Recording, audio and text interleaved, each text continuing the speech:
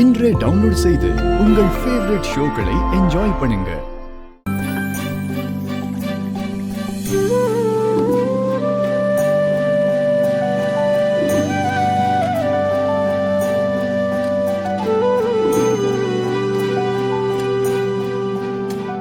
மாமா, நைட்டு பலகாரம் பண்ணும்போது இது உங்களுக்கு ரொம்ப பிடிக்கும்னு அப்பா தான் செய்ய சொன்னாரு. ஆமா மாமா, இது உங்களுக்கு ரொம்ப பிடிக்கும்னு அப்பாக்கு எப்படி தெரியும்? என்னை சின்ன வயசுல தூக்கி வளர்த்ததே அவர் தான். எனக்கு என்ன பிடிக்கும்ன்றது உன் அக்காவை விட என் மாமனாருக்கு தான் நல்லா தெரியும்.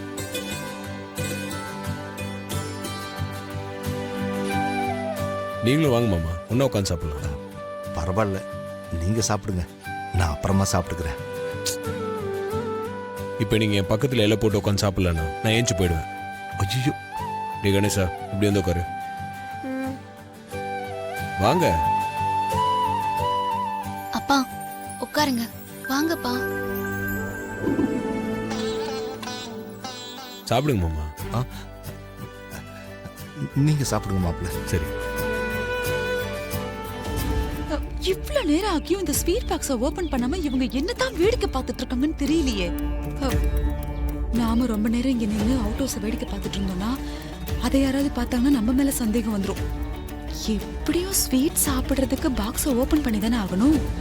அப்போ பாம் வெடிக்கும், சத்தமும் கேட்கும். அந்த சத்தம் கேட்டு நம்ம வந்து பார்க்கலாம். இப்ப கிளம்பலாம் வா. ஏய், உன்னை என்ன வேடிக்கை பாக்குற? இல்ல, உனக்கு ஒரு பாம் வச்சுதான் சரியா வரும். வந்து தொலை.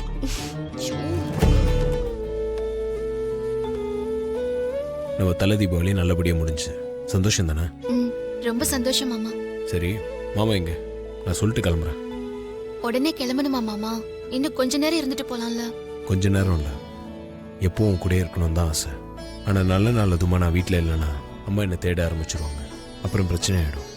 ஆமா மாமா, நீங்க சொல்றதும் கரெக்ட் தான்.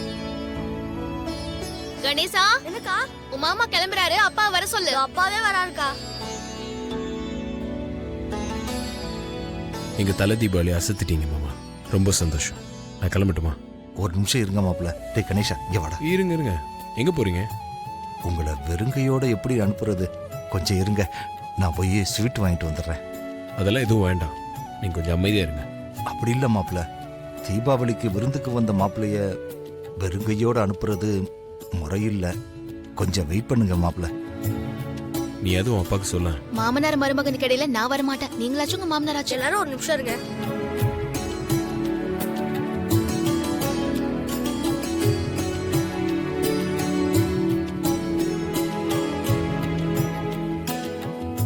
பக்கத்தில் இருக்கிற கடைக்கு போயிட்டு சின்னதா ஒரு ஸ்வீட் வாங்கிட்டு வந்துடுறேன். அது வரைக்கும் கொஞ்சம் வெயிட் பண்ணுங்க மாப்பிள்ள. அப்பா, இந்த ஸ்வீட் பாக்ஸே மாமா கிட்ட கொடுத்துடலாம்ப்பா. டேய், அது அம்மா கொடுத்த ஸ்வீட்ரா, அதை எப்படி மாப்பிள்ளைக்கு கொடுக்க முடியும்? இல்ல, அதுல என்ன இருக்கு? பரவாயில்ல, நீ அதே கொடு. சரி, நான் வரேன்.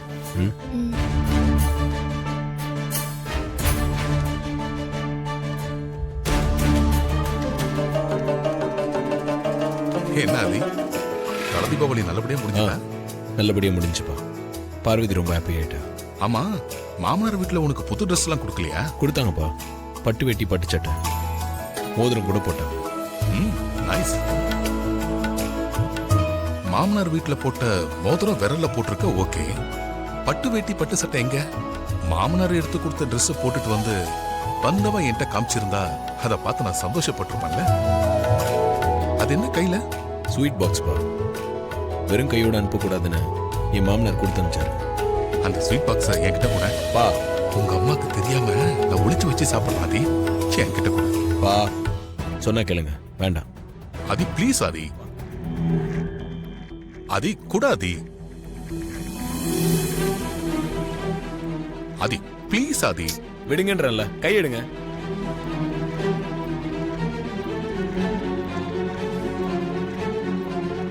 ஆதி கூடாதி. உங்களை பார்த்தாலும் பாவமா தான் இருக்கு. சரி இந்தாங்க, ஆனா அதிகமா சாப்பிடாதீங்க, கொஞ்சமா சாப்பிடுங்க. அதுக்கேத்த மாதிரி மாத்திரை போட்டுக்கோங்க. தேங்க்ஸ் ஆதி.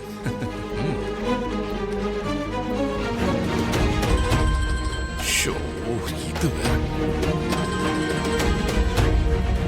ஸ்வீட் சாப்பிட்டு முடிக்கிற வரைக்கும் இனிமே எந்த போனுமே வரக்கூடாது. சுவிட்ச் ஆஃப் பண்ணு.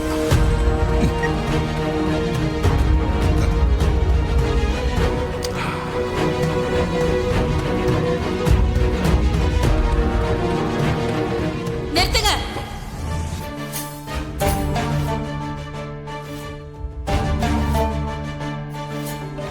முதல்ல அந்த பாக்ஸை என் கையில கொடுங்க. ஓகே.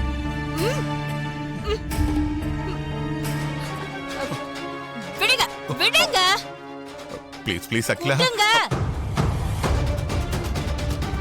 சின்ன குழந்தை மாதிரி ஸ்வீட்டை மறைச்சு வச்சுக்கிட்டு உங்களை அப்புறம் வந்து பேசிக்கிறேன்.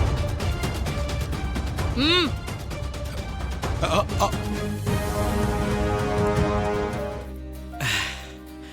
எப்படியோ அம்மாவுக்கு தெரியாம ப்ரோ அவரோட மாமனார் வீட்ல தலை தீபாவளி கொண்டாட வச்சாச்சு. இப்பதான் மனசுக்கு ரொம்ப சந்தோஷமா இருக்கு. தல தீபாவளி விஷயத்துல முதல்ல சுந்தரம் சம்மதிக்காத மாதிரி எங்க ஆதியும் அம்மா சம்மதம் இல்லாம எதுவும் வேண்டான்னு சொல்லிடுவாரோன்னு நானும் கொஞ்சம் பயந்தேன். நல்ல வேளை அப்படி எதுவும் நடக்கல.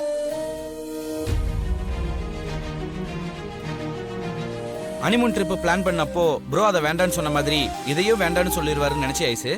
ஆமா அருண், என்னை பொறுத்த வரைக்கும் ப்ரோ தலை தீபாவளிக்கு சம்மதிச்சதே அண்ணியோட சந்தோஷத்துக்காக தான் இருக்கும்னு நான் நினைக்கிறேன்.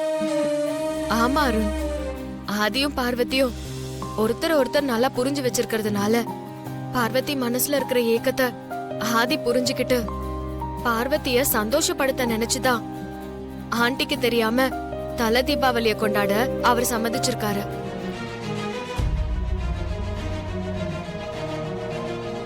கல்யாண விஷயத்துல சுந்தரத்தை சம்மதிக்க வைக்கிறதுக்கே ரொம்ப கஷ்டப்பட்டோம். இன்னும் கூட சுந்தரம் முழுசா சமாதானம் ஆகல. அம்மாவை எப்படி சமாளிக்க போறோம்னே தெரியல ஐசு. நினைச்சாலே ரொம்ப பயமா இருக்கு. என்ன நடந்தாலும் சரி அருண், நாம எப்பவும் ஆதி பார்வதிக்கு சப்போர்ட்டா தான் இருக்கணும். என்ன ஐசு இப்படி சொல்லிட்ட? நம்ம இன்னைக்கு இந்த அளவுக்கு சந்தோஷமா இருக்கோம்னா அதுக்கு ப்ரோவும் பார்வதி அண்ணி தானே காரணம். அதை நம்மளால மறக்க முடியுமா? நான் என்னைக்குமே ப்ரோக்கு சப்போர்ட்டா தான் இருப்பேன். தல தீபாவளிய ப்ரோ சிம்பிளா கொண்டாடுனது எனக்கு கொஞ்சம் வருத்தம் தான். ஆனா அடுத்த தீபாவளிக்கு பிரச்சனையெல்லாம் முடிஞ்சு எல்லாரும் ஒன்னா இருக்க போறோம். அம்மாவுக்கு அதுதான் ப்ரோவோட தல தீபாவளியா இருக்க போகுது. அப்போ ப்ரோவோட தல தீபாவளிய ரொம்ப கிராண்டா சூப்பரா செலிப்ரேட் பண்ணுவோம்.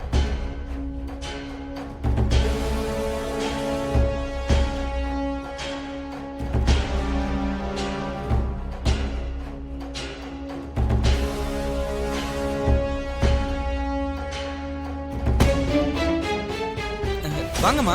வாங்க ஆண்டி.